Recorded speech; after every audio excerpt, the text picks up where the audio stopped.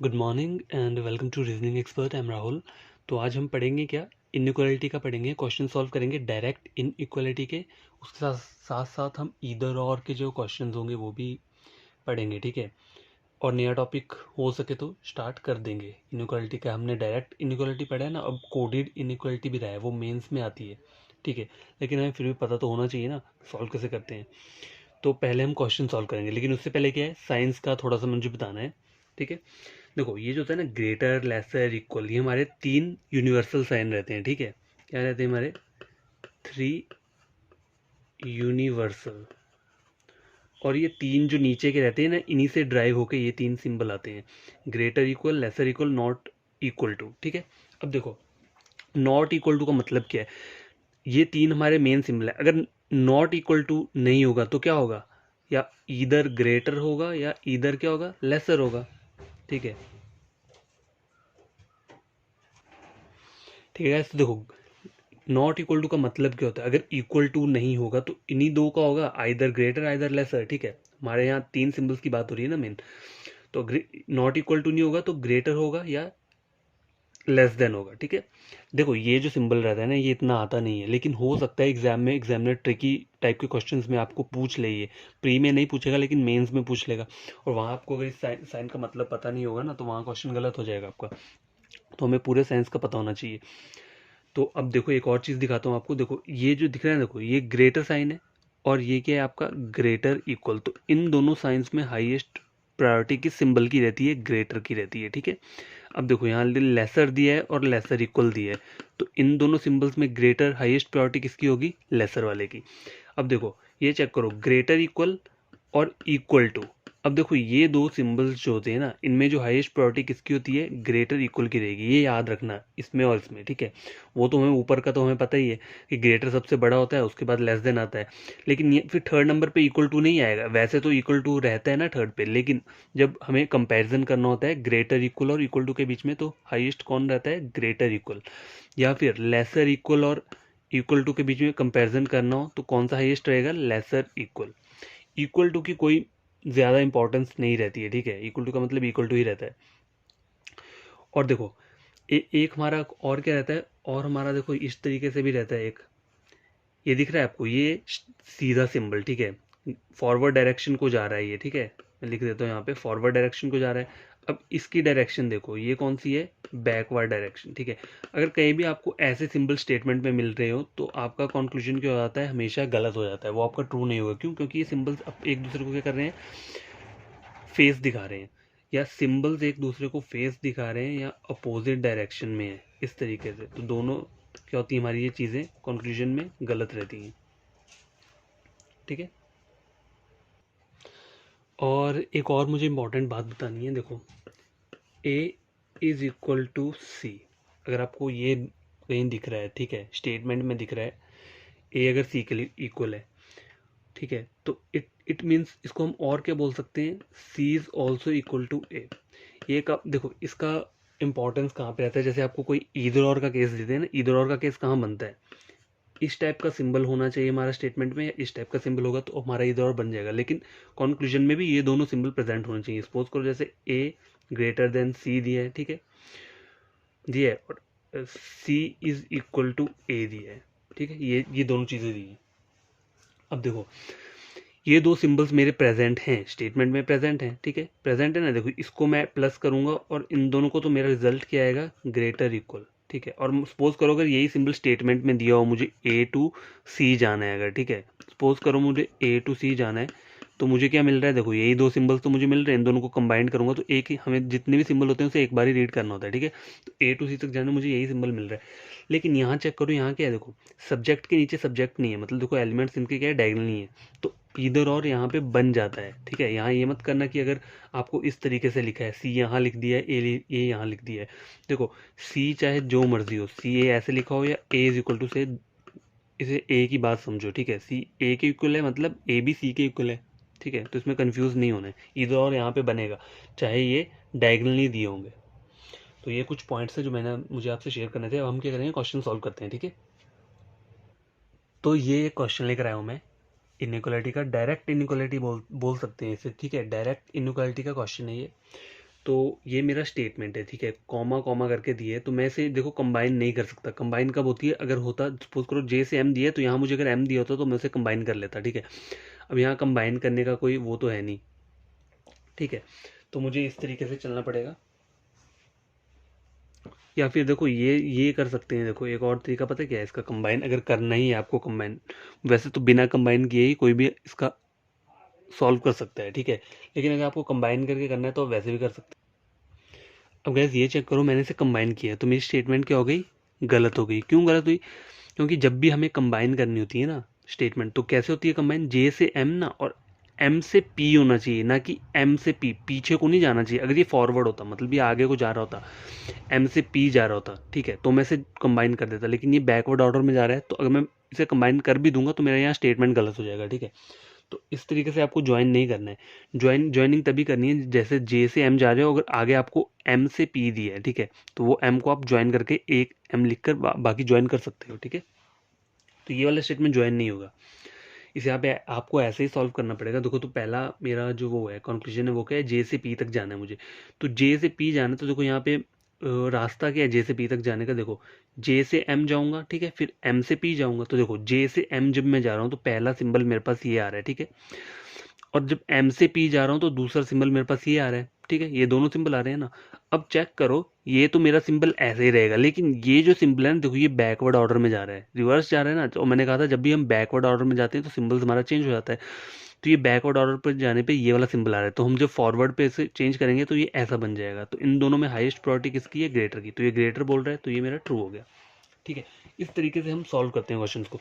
अब पी से एन जाना है मुझे, देखो ये बैकवर्ड जा रहा है पी से एन, ठीक है, और सिंबल क्या है मुझे, ये सिंबल दिख रहा है। हर कोई यहाँ से बोलेगा हाँ मुझे तो यही सिंबल, नहीं मुझे तो यही सिंबल मिल रहा है ना स्टेटमेंट से, कोई अगर ऐसे दिखेगा नॉर्मली, लेकिन नहीं, हमें बैकवर्ड ऑर्डर जा रहा है, बैकवर्ड बैकवर्ड में ये सिंबल चेंज हो जाता है, तो बैकवर्ड में सिंबल निकल के क्या आएगा, ये बनेगा, लेकिन मेरा कंक्लूजन तो ये सिंबल बोल रहा है, तो ये क्या हो गया, मेरा गलत हो गया। तो देखो इस तरीके से क्वेश्चन सॉल्व करने होते हैं। देखो बैकवर्ड ऑर्डर में जब भी हम जाते हैं ना, देखो ये होता है बैकवर्ड आपका, ठीक है, बैकवर्ड ऑर्डर है ना ये। तो बैकवर्ड में कभी भी आप चाहोगे ना, तो आपके साइंस जो रहते हैं ना, साइन चेंज हो जाते हैं, ठीक है, साइंस आपके चेंज हो जाएंगे, हमेशा ये बात आपको याद रहनी चाहिए। देखो एन से पी ये था, ठीक है, एन और पी ये वाला था ना हमारा। अब देखो ये, अब मुझे कंक्लूजन पी से एन चेक करना है, ठीक है, मुझे फॉरवर्ड ऑर्डर नहीं बोल रहा है, मुझे बैकवर्ड ऑर्डर को बोल रहा है चेक करने को, पी टू एन बोल रहा है, ठीक है। अगर मुझे एन टू पी होता, सपोज करो थर्ड कंक्लूजन है ऐसा होता, एन टू पी बोल रहा होता ना, ये एन टू पी ऐसे, तो ये मेरा ट्रू हो जाता। क्यों, क्योंकि एन टू पी में जाने पे देखो यही सेम सिंबल है, ये मुझे बैकवर्ड नहीं बोल रही, मैं फॉरवर्ड जा रहा हूँ, एन से पी जा रहा हूँ, ना कि पी से एन, तो ये मेरा ठीक हो जाता। लेकिन जो सेकंड हमारा कंक्लूजन है उसमें हम बैकवर्ड ऑर्डर में जा रहे हैं पी से एन में, तो जब भी पी से एन में जाना है तो ये जो सिंबल रहता है ना, सिंबल की अभी डायरेक्शन ये है, जब बैकवर्ड ऑर्डर में जाएंगे तो सिंबल ऐसा बन जाएगा, ठीक है, ठीक है, ये सिंबल बन जाएगा। लेकिन मेरा यहाँ जो स्टेटमेंट में ये as it is same symbol ही बोल रहा है, तो ये तो मेरा गलत हो जाएगा ना कंक्लूजन, मेरा ओरिजिनल सिंबल स्टेटमेंट से ये निकल के रहा है और कंक्लूजन मुझे ये बोल रहा है, तो ये इसलिए ये सेकंड वाला मेरा गलत हुआ था। तो आपको इस तरीके से हमेशा क्या है, चीज़ें माइंड में सेव करके रखनी है। छोटे छोटे पॉइंट्स जो होते हैं ना वो इसीलिए इंपॉर्टेंट रहते हैं कि आगे चल के आपको कोई ट्रिकी क्वेश्चन हो, जैसे हम आगे चल के कोडेड इनइक्वालिटी पढ़ेंगे, तो वो नॉर्मल इनइक्वालिटी से ही ड्राइव होके बनती है, कोडेड वाली जो होती है, कोई कहीं बाहर से नहीं आ जाता है, वो खुद वहीं से बनता है, बेसिक से ही टफ वाला चीज़ बनता है। ओके, तो आगे हम क्या पढ़ेंगे, और क्वेश्चन सॉल्व करते हैं, ठीक है। अब देखो ये एक स्टेटमेंट लिख रहा हूँ मैं, डायरेक्ट इनइक्वालिटी है, ठीक है, तो ये स्टेटमेंट दिया है, पहला कंक्लूजन क्या चेक करना है मुझे, एफ से आर जाने पे बोल रहा है ग्रेटर साइन, ये चेक करना है मुझे। तो देखो एफ से आर तक जाना है, तो ये मैं स्ट्रेट ही चला जाऊंगा, देखो एफ से एन जाऊंगा पहले, फिर एन से डी जाऊंगा, फिर डी से आर जाऊंगा, मतलब सबका सब क्या है, फॉरवर्ड डायरेक्शन में, सारा का सारा ये फॉरवर्ड डायरेक्शन में जाना है मुझे। तो देखो पहला सिंबल क्या मिल रहा है मुझे, लेस देन, दूसरा इक्वल टू, तीसरा ग्रेटर। देखो यहाँ पे सिंबल्स क्या कर रहे हैं, अपोजिट डायरेक्शन में, तो मेरा क्या हो जाएगा, ये गलत हो जाएगा। अब मुझे एन से आर जाना है, तो देखो एन यहाँ से कोई नहीं है, देखो ये दोनों एन सेम है ना, इसको मैं ज्वाइन भी कर सकता हूँ। देखो मैंने आपको कहा था ना क्वेश्चन को कंबाइन कब करते हैं हम, देखो अभी ये कंबाइन हो जाएगा, क्यों, क्योंकि ये सबका सब फॉरवर्ड डायरेक्शन में जा रहा है, एफ से एन, फिर एन से डी, फिर डी से आर। तो इसको मैं कैसे बना सकता हूँ, एफ से एन, एन से डी और डी से आर, तो मैं इसको ये स्टेटमेंट भी लिख सकता हूँ इसका कंबाइन करके, ठीक है। तो एफ से आर जाना था मुझे, तो देखो यहाँ अपोजिट मिल गए सिंबल, तो मेरा गलत हो गया। अब मुझे एन से आर जाना है, तो एन से आर जाने पे क्या मिल रहा है मुझे, लेस देन मिल रहा है और ग्रेटर मिल रहा है। इन दोनों में हाईएस्ट प्रायोरिटी किसकी होती है, ग्रेटर देन की, तो ये ग्रेटर देन ही बोल रहा है, तो ये मेरा कंक्लूजन क्या हो गया, ट्रू हो गया, ठीक है। अब देखो ये जो है ना, ये एक ईदर और का क्वेश्चन है, लेकिन बढ़िया वाला क्वेश्चन है, मजा आ जाएगा आपको करके, ठीक है। तो देखो स्टेटमेंट मुझे ये दिया है, कंक्लूजन मुझे चेक क्या करना है, पहला ए से ई तक जाना है। देखो ये ए है, ये ई है, बोल रहा है ग्रेटर और इक्वल का साइन चेक करना है कि ये मतलब वहां तक जाने में ये साइन मिल रहा है या नहीं मिल रहा है। तो देखो पहला साइन ये है, दूसरा साइन ये है। अब देखो तीसरा ये आ गया, चौथा क्या आ गया, देखो आपस में दोनों क्या कर रहे हैं, ये अपोजिट डायरेक्शन में है, ठीक है। इसका फेस यहाँ को है, इसका फेस यहाँ को है, तो ये मेरा गलत हो गया, ठीक है। अब देखो सेकंड वाला चेक करो, सेकंड वाला क्या बोल रहा है, ए से ई तक जाने पे नॉट इक्वल टू मिल रहा है। तो देखो यहाँ पर तो ऐसा कुछ नहीं दिया है, कोई साइन ऐसा दिख रहा है, यहाँ पे तो सिंबल्स ही अपोजिट डायरेक्शन में मिल रहे हैं, तो ये भी गलत हो जाएगा। अब इधर और बनाने के लिए कंडीशंस क्या होती है, एलिमेंट्स जो होते हैं ना ये सेम होने चाहिए। तो देखो ए और ई दोनों जगह है, दोनों कंक्लूजन रॉन्ग होने चाहिए। वो भी थर्ड है कि आपका थर्ड जो होता है ना हमारा वो क्या बोलते हैं कंडीशन रहता है, वो बोलता है कि इन दोनों सिंबल्स को ज्वाइन करके, दोनों कंक्लूजन के सिंबल्स को ज्वाइन करके ऊपर जो होता है ना हमारा ऊपर वाले स्टेटमेंट, वहां पर ये वाले सिंबल्स मिलने चाहिए हमें, तब हमारा इधर और बनेगा। एक कंडीशन इधर और की ये रहती है, ठीक है, या एक ये रहती है, ये तीनों सिंबल मिलने चाहिए स्टेटमेंट के अंदर, ठीक है, या फिर ये वाला रहता है। तो अब चेक करते हैं, पहला जो मेरा वो है ना कंक्लूजन, इसमें से कौन कौन से सिंबल निकल के आ रहे हैं। देखो ग्रेटर देन और ये है, तो इन दोनों को मैं ओपन करूंगा तो कौन कौन सा मिल रहा है, ये दो सिंबल मिल रहे हैं, ठीक है। सेकंड जो मेरी ये है कंक्लूजन, उसमें क्या मिल रहा है मुझे, नॉट इक्वल टू। अब नॉट इक्वल टू का मतलब क्या है, मतलब इक्वल टू के बराबर नहीं है, तो मतलब किसके बराबर होगा, या फिर ये होगा या फिर ये होगा, ठीक है, यही बोल रहा है ना, या ग्रेटर होगा या लेस देन होगा। अब देखो इधर और बनाने के लिए मुझे ये तीन सिंबल चाहिए होते हैं, कौन कौन से, ग्रेटर चाहिए, लेस देन चाहिए और इक्वल टू चाहिए। तो ये तीनों मुझे मिल रहे हैं ना। देखो और स्टेटमेंट में भी चेक कर लो, यहाँ पे ग्रेटर भी आपको मिल रहा है, इक्वल टू भी मिल रहा है और लेस देन भी मिल रहा है, ठीक है। तो ये आपका क्या बन जाएगा, इधर और बनेगा। तो ये देखो, ये इस टाइप का क्वेश्चन कॉम्प्लिकेटेड टाइप का क्वेश्चन है थोड़ा, लेकिन आपको पता होना चाहिए कि इधर और बनता कैसे है, ठीक है। तो आप कोई भी क्वेश्चंस में इधर और बन जाएगा, बस कंडीशंस आपकी क्या होनी चाहिए, वेरीफाई करनी चाहिए। एक और क्वेश्चन लेकर आता हूँ। तो देखो ये एक और क्वेश्चन लेकर आया हूँ मैं, ठीक है। अब देखो ये दिए एफ से एन फॉरवर्ड डायरेक्शन है, आगे देखो एन से डी फॉरवर्ड है और डी से आर फॉरवर्ड है। तो इसे मैं कंबाइन करूंगा तो क्या बनेगा, ये F is less than N, N is equal to D and D is greater than R. तो ये मेरा कंबाइन होकर एक स्टेटमेंट बन गया है ऊपर वाला ये, ठीक है। पहला कंक्लूजन क्या चेक करना है, F is equal to D, F से डी जा रहा हूँ तो इक्वल टू, इन दोनों में हाईएस्ट प्रायोरिटी किसकी होती है, ग्रेटर की, लेकिन मुझे यहाँ तो इक्वल टू बोल रहा है, तो ये मेरा क्या हो गया, गलत हो गया। एफ से डी फिर से बोल रहा है, ठीक है, एफ से डी बोल रहा है। अब देखो फिर से वही दो सिंबल चेक करने हैं, तो इन दोनों में हाईएस्ट प्रायोरिटी होती है लेस देन की, तो यहाँ लेस देन बोल रहा है, तो ये देखो ट्रू हो गया। यहाँ आपका गलत नहीं हो, कोई कोई ऐसा करके देखेगा इसे गलत कर देगा और इधर और बना देगा, क्योंकि देखो एलिमेंट्स भी सेम है और लेस देन और इक्वल वाला साइन भी है यहाँ पे। लेकिन जब हमें यहाँ कंपैरिजन करना पड़ा तो हमने देखा क्या कि इक्वल टू और लेस देन के अंदर लेस देन जो होता है इसकी ज़्यादा प्रायोरिटी होती है, ठीक है। तो मुझे तो यहाँ लेस देन ही बोल रहा है, तो ये तो मेरा ट्रू हो गया। तो इसका आंसर मेरा क्या होगा, ओनली कंक्लूजन सेकंड फॉलोज, ठीक है। एक और मैं लेकर आता हूँ question, z greater than equal to h, b is less than h, r is less than b। अब ये चेक करो, ये एक स्टेटमेंट दी है मैंने, ठीक है, एक स्टेटमेंट है। अब देखो यहाँ मैं कंबाइन नहीं कर सकता, क्यों, क्योंकि देखो z से h दिया है, लेकिन h से b भी दिया है, लेकिन h से b फॉरवर्ड रिवर्स डायरेक्शन में है। तो अगर मैं इसे स्टेटमेंट को ज्वाइन करूंगा तो मेरी स्टेटमेंट ही गलत हो जाएगी। कहीं भी स्टेटमेंट को कंबाइन करते हैं तो फॉरवर्ड डायरेक्शन में ही कंबाइन करते हैं, ठीक है। जैसे ये ऊपर वाला पढ़ा था ना हमने, देखो f से n फिर n आया फिर d आया फिर r, ठीक है। ऐसे नहीं कर सकते कि z से h गए फिर h से b गए, पीछे कौन जाना है, हमेशा आगे को रहना चाहिए। तो देखो ये कंबाइन नहीं होगी, तो हमें इसे ऐसे ही सॉल्व करना पड़ेगा। कंक्लूजन क्या है, पहला r से h जाना है मुझे, ठीक है, ये r है ये h है, तो पहले r से b जाऊंगा, r से b जाने पे सिंबल मुझे ये मिल रहा है। और जब मैं h से b जाऊंगा ना, देखो बैकवर्ड डायरेक्शन में जा रहा हूँ, ठीक है, नहीं, रुको रुको रुको, बैकवर्ड नहीं, देखो सही बोल रहा है, ये फॉरवर्ड में जा रहा हूँ मैं। देखो आर से एच जाना है ना, तो आर से बी और बी से एच ऐसे जाऊंगा ना, तो आर से बी जाने पे पहला सिंबल क्या मिल रहा है मुझे, ये, और बी से एच जाने पे क्या मिल रहा है, दो सिंबल। इन दोनों में हाईएस्ट प्रायोरिटी किसकी होती है, ग्रेटर की। तो ये क्या बोल रहा है, लेसर की, ये ग्रेटर बोल रहा है, तो ये मेरा गलत हो जाएगा। सेकंड वाला चेक करो, जेड से बी जाना है मुझे, ठीक है, जेड से एच, ठीक है, और एच से बी ऐसे जाऊंगा ना मैं, तो जेड से एच जाने में पहला सिंबल क्या है मेरा, ग्रेटर देन इक्वल। अब देखो एच से बी मैं जा रहा हूँ कहाँ, बैकवर्ड डायरेक्शन में, तो मेरा सिंबल अभी क्या बोल रहा है, लेस देन। तो जब मैं फॉरवर्ड बैकवर्ड में जाऊंगा तो मेरा सिंबल्स चेंज होके क्या बन जाएगा, ग्रेटर। इन दोनों में हाईएस्ट प्रायोरिटी किसकी होती है, ग्रेटर की। तो ये मेरा कंक्लूजन ठीक बोल रहा है, तो इसका आंसर क्या आएगा, ओनली कंक्लूजन सेकंड फॉलोज। तो ये एक मैं स्टेटमेंट लेकर आया हूँ, ठीक है। देखो इसमें कॉमा कहीं नहीं दिए, ये एक सीधा कंबाइन करके स्टेटमेंट बना हुआ है, ठीक है। तो पहला कंक्लूजन क्या है, बी से एम चेक करना है मुझे, तो बी क्या है, ये, और एम यहाँ पे है। पहले देख लो कहाँ जा रहा है, ये बैकवर्ड डायरेक्शन में जा रहा है, ठीक है।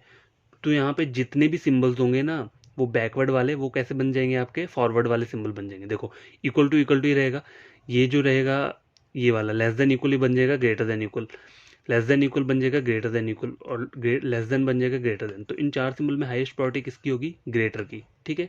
और ये क्या बोल रहा है, लेस देन बोल रहा है, तो ये गलत हो जाएगा पहला वाला। सेकंड क्या है, मुझे एम से बी जाना है। देखो एम से बी जाना है, तो सारे के सारे सिंबल्स वही हैं मुझे मिल रहे फॉरवर्ड डायरेक्शन में, लेकिन यहाँ सिंबल्स चेंज नहीं होते। देखो फॉरवर्ड डायरेक्शन में कहीं भी सिंबल्स चेंज नहीं होते हैं, बैकवर्ड में हमेशा चेंज होते हैं। तो फॉरवर्ड में ये चार सिंबल हैं, तो इनमें हाईएस्ट प्रायोरिटी किसकी होगी, लेस देन की। तो लेस देन बोल रहे हैं, तो ये मेरा क्या हो गया, करेक्ट हो गया, ठीक है। एक और स्टेटमेंट लेता हूँ। तो देखो ये एक स्टेटमेंट दिया है, ठीक है, कंबाइंड फॉर्म है ऑलरेडी। चेक क्या करना है, इन दो कंक्लूजन्स को चेक करना है। पहला क्या है, T is greater then S. देखो टी से एस जाना है मुझे, ठीक है। कौन कौन से सिंबल मिल रहे हैं मुझे, ग्रेटर, इक्वल, ग्रेटर, और देखो ये लेसर मिल गया, मतलब ये अपोजिट सिंबल मिल गया। पहले ही गलत कर दो, ज़्यादा देखना ही नहीं है, जहाँ पे अपोजिट सिंबल मिल जाए वहाँ पे गलत कर दो। डब्ल्यू से वाई जाना है, तो देखो डब्ल्यू ये है और वाई ये है। अब डब्ल्यू से वाई तक जाना है, तो कौन कौन सिंबल हैं, less than, equal to, less than, equal, less than. तो इन सब में हाईएस्ट प्रायोरिटी किसकी रहेगी, लेस देन की, ठीक है। लेस देन चाहे 5 बार भी दिया होगा ना, तो हमें काउंट एक बार ही करना होता है उसे, ठीक है। तो लेस देन बोल रहा है, तो ये मेरा करेक्ट हो जाएगा। अगर ये चेक करो, ये एक स्टेटमेंट दिया हुआ है, ठीक है। नीचे दो कंक्लूजन दिए हैं, मुझे पी से डी जाना है दोनों जगह, और ये कंबाइंड फॉर्म है ऑलरेडी। देखो पी से डी मतलब रिवर्स ऑर्डर में जाना है, ठीक है। तो चेक कर लो, रिवर्स ऑर्डर में जा रहा हूँ, तो मुझे ये तीन सिंबल मिल रहे हैं, is equal to, less than equal, less than equal. अब इन तीन सिंबल में हाईएस्ट प्रायोरिटी किसकी होती है, लेस देन इक्वल की। लेकिन मैं ये बैकवर्ड ऑर्डर में जा रहा हूँ, तो बैकवर्ड ऑर्डर में जा रहा हूँ, लेकिन यहाँ जो मेरा कंक्लूजन पूछा है वो क्या बोला है, पी से डी। यहाँ बोल रहा है पी से डी, पहले मुझे चेक करना है। देखो पी से डी चेक कर लेता हूँ मैं, क्या बोल रहा है, बैकवर्ड ऑर्डर में जा रहा है, तो हाईएस्ट प्रायोरिटी रहेगी इस वाले की। लेकिन बैकवर्ड में ये सिंबल जब हमें फॉरवर्ड में चेक करना है, तो हाईएस्ट प्रायोरिटी इस सिंबल की है, लेकिन मुझे ये बोल रहा है, तो ये गलत हो जाएगा, ये भी ऑलरेडी गलत हो जाएगा। अब चेक क्या करना है कि इधर और बन रहा है या नहीं बन रहा है। देखो इन दोनों स्टेटमेंट्स को कंबाइन कर रहा हूँ, तो मुझे क्या मिल रहा है, ये मिल रहा है, ठीक है, ग्रेटर इक्वल मिल रहा है। लेकिन अब देखो मुझे पी से डी जाना है, तो ये चेक करना है, तो मेरा ओरिजिनल सिंबल निकल के ये आ रहा है, बैकवर्ड ऑर्डर में जब जा रहा हूँ तो ये सिंबल आ रहा है, और मुझे स्टेटमेंट से क्या मिल रहा है, इन दोनों कंक्लूजन से कौन सा सिंबल निकल के आ रहा है, यही। तो ये क्या बन गया मेरा, ईदर और, ये मेरा ईदर और बन रहा है, ठीक है। तो आपको कन्फ्यूजन नहीं होना है इस टाइप के क्वेश्चन के अंदर, ठीक है। तो आज का वीडियो मैं यहीं स्टॉप करता हूँ, ठीक है, क्योंकि हमने पढ़ लिया है। कोडेड इनइक्वलिटी जो है वो क्या करूँगा मैं, वो कल लेकर आऊँगा मैं, ठीक है। जो कोडेड वाली इनइक्वलिटी रहती है ना, वो मैं कल लेकर आऊँगा। तो आपको ये सब पहले क्या करना है, जाके खुद क्वेश्चन सॉल्व करने हैं, कॉन्सेप्ट पढ़ना है बढ़िया तरीके से, और वीडियो देखते हो तो उसे लाइक करना है, सब्सक्राइब भी करना है। लेकिन करना कब है, जब आप उसे समझोगे। देखो अगर आप समझोगे नहीं ना, तो आपको कुछ भी समझ में नहीं आएगा। 1 या 1 to 2 आवर्स आपको देने ही पड़ेंगे अगर ये कॉन्सेप्ट आपको पढ़ने हैं, चाहे वो सिलॉजिज्म हो जाए, चाहे वो सिलॉजिज्म हो गया या इनइक्वलिटी हो गया, ठीक है, इनइक्वलिटी हो गया। अगर आपको ये दो चीज़ें पढ़नी है ना, तो आपको टाइम देना ही पड़ेगा, क्योंकि इसमें ऐसा तो है नहीं कि आप कोई शॉर्टकट ले लोगे। अगर आपके बेसिक्स क्लियर होंगे ना, तभी आप ये क्वेश्चन सॉल्व कर पाओगे, नहीं तो ये 5-5 मार्क्स आपके फ्री में चले जाएंगे। और देखो वहाँ पे ऐसा होता है, प्री एग्ज़ाम दो या मेंस एग्ज़ाम दो, प्री में तो आपको मार्क्स चाहिए होते हैं, ठीक है, और बस वो सिंपल क्वेश्चन होते हैं, कोई ट्रिकी क्वेश्चन नहीं होते हैं, लेकिन बस स्पीड चाहिए होती है। तो स्पीड बनेगी कब, जब जितनी आप प्रैक्टिस करोगे, जितना आपका कॉन्सेप्ट क्लियर होगा, तभी आपकी ज़्यादा से ज़्यादा पावर बढ़ेगी, स्पीड बढ़ेगी, एक्यूरेसी बढ़ेगी। और अगर आप सोच लोगे कि मैं एक बार मैंने पढ़ लिया ऐसे, हाँ मुझे याद हो गया, और अपने सॉल्व करना ही नहीं, मतलब रिवीजन नहीं किया इनका, तो भूल भी सकते हो आप, क्योंकि बहुत सारी चीज़ें रहती है इसमें, इधर और केस रहता है, फिर फॉरवर्ड बाय बैकवर्ड डायरेक्शन के ये सिंबल्स रहते हैं, इनमें कन्फ्यूजन हो सकता है। तो डेली पढ़ो, डेली मतलब क्वेश्चन सॉल्व करो, उससे आपको और बढ़िया तरीके से समझ आएगा। ठीक है, तो जो भी आप वीडियो देखते हो उसे लाइक करना है, चैनल को सब्सक्राइब करना है। कब करना है? जब आपको समझ आएगा, और समझ तभी आएगा जब पढ़ोगे। अगर आप ऐसे बोलोगे कि ये सब चीज़ें मेरे ऊपर से जा रही हैं, तो वो फिर ऊपर से ही जाएंगी। देखो, कोई भी आप किसी भी उसमें चल जाओ, किसी भी फील्ड में जाओगे, तो वहाँ पे रीजनिंग रहता ही है। कोई भी बैंकिंग का या स्टेट का एग्जाम दोगे, रीजनिंग रहता है। ये वाला रीजनिंग नहीं रहेगा चाहे, बट दूसरा रहेगा, बट रीजनिंग तो रहेगा ही रहेगा। ऐसा तो है नहीं आपको रीजनिंग नहीं मिलेगा। ठीक है, तो रीजनिंग सॉल्व करने के लिए यही होता है, थोड़ी स्पीड चाहिए होती है।